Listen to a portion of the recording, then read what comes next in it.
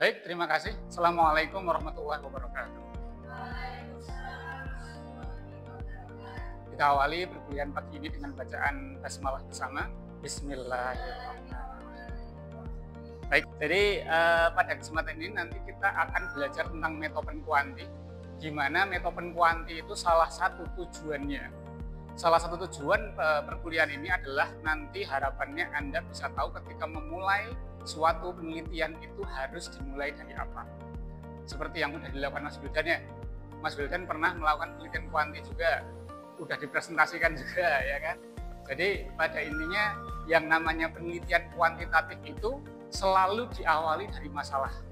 Begitu pula dengan kualitatif. Makanya saya kadang heran kalau ada mahasiswa kok ketika melakukan penelitian pasti konsultasinya judul dulu. Pak, kalau judul ini bagaimana? Padahal seharusnya apa dulu? Masalah dulu. Loh Pak, masalah saya sudah berat, ngapain nyari masalah? Ya karena memang gitu. Yang namanya penelitian tanpa ada masalah itu namanya bukan penelitian, karena pasti tidak akan memberikan apapun.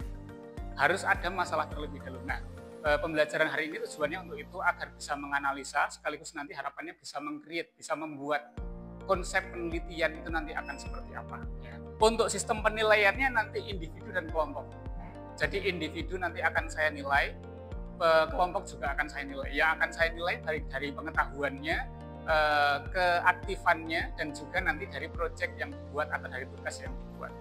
Baik, tanpa berlama-lama saya minta tolong kepada seluruh mahasiswa, silahkan untuk berkelompok. Silahkan.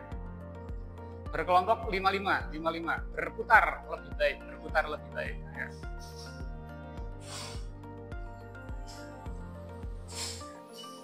Oke.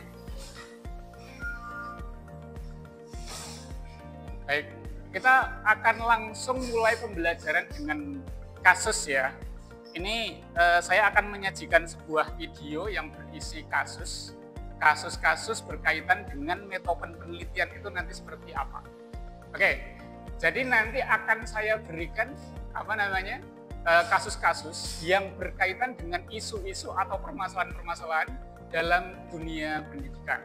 Ya. Ini saya ambil dari YouTube saya sendiri untuk permasalahan isu-isunya. Bisa disimak dulu.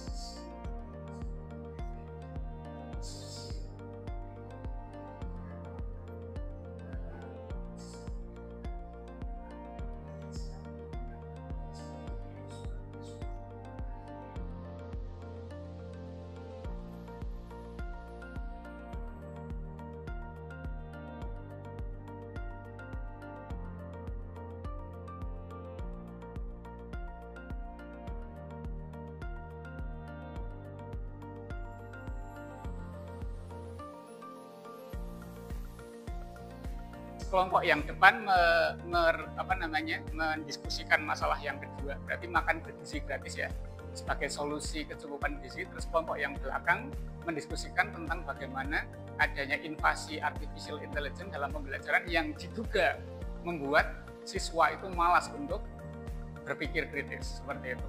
Itu untuk permasalahannya. Yang didiskusikan ada 4 hal ya. Yang pertama, kira-kira topiknya apa, lalu permasalahan penelitiannya, lalu yang ketiga berkaitan dengan kira-kira desain penelitiannya seperti apa, dan yang terakhir langkah apa saja yang harus dilakukan atau data apa saja yang harus dikumpulkan.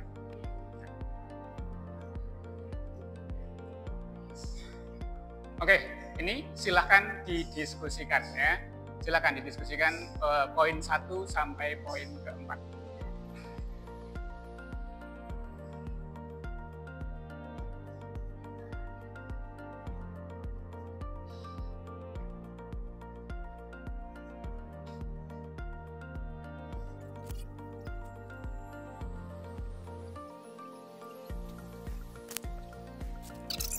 Anda sudah berdiskusi lebih dari 20 menit ya. Jadi kita coba untuk lihat ya, feedbacknya seperti apa.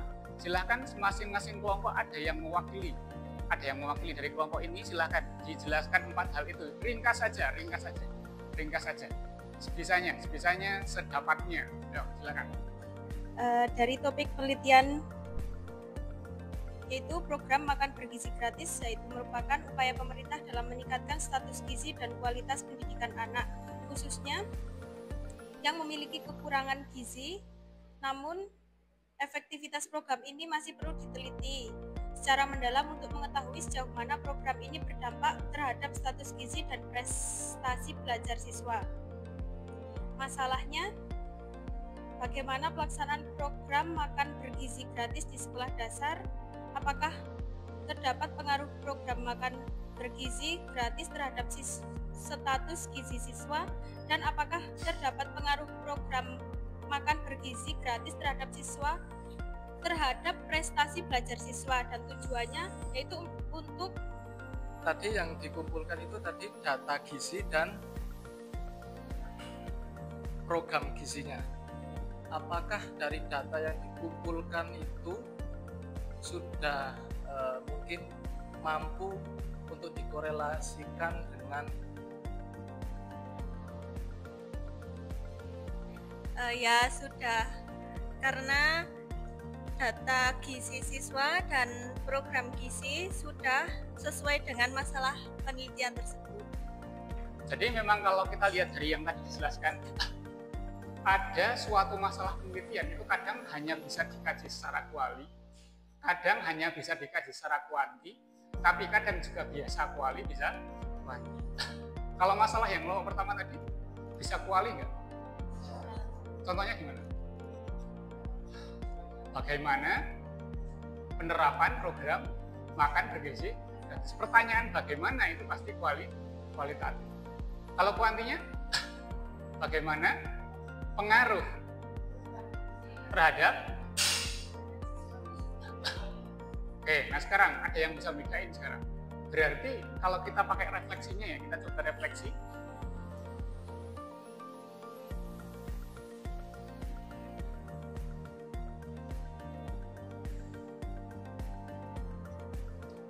Empat hal ini coba kita jawab. Yang pertama, berarti masalah penelitian itu apa? Apakah pasti harus bermasalah masalah itu? Tidak ya. Berbeda antara masalah penelitian dengan masalah kehidupan. Kalau masalah kehidupan itu harus ditanggulangi, tapi kalau masalah penelitian itu kadang tidak selalu harus ditanggulangi. Maksudnya dia kadang bukan merupakan masalah nyata, tapi hanya masalah akademis. Gitu. Contoh misalnya pergeseran budaya yang semula anak itu suka bermain di luar rumah, sekarang di dalam rumah. Itu masalah penelitian. Tetapi boleh jadi itu bukan masalah nyata. Karena ya udah, itu namanya budaya kan gitu. Berarti itu bukan masalah nyata, tapi itu adalah permasalahan akademis gitu. Jadi yang namanya masalah penelitian kadang masalah nyata, kadang masalah akademis. Itu yang pertama. Terus yang kedua, bedanya apa berarti kalau kita berbicara desain penelitian kuali sama kuanti? Kalau kuali itu dari pertanyaannya dulu. Kalau kuali itu pertanyaannya apa? Rumusannya. Bagaimana? Lalu apakah? Bisa. Terus mengapa? Sejauh mana? Seperti itu. Kalau kuanti, apakah terdapat pengaruh? Apakah terdapat apalagi hubungan? Terus perbedaan dan lain sebagainya. Jadi dia menanyakan hasil hipotesa. Itu kalau dari sisi tujuan atau rumusannya. Kalau dari sisi desainnya, kalau kualitatif itu dia kaitannya sama teori gimana? Tadi udah dijelaskan di kasusnya juga. Kalau berkaitan dengan teorinya, apa? Kualitatif itu membuat teori, ya kan? Kalau kuanti, apa? Bagus, membuktikan atau menguji teori. Berarti harus ada teorinya dulu. Makanya yang namanya penelitian kuantitatif itu boring.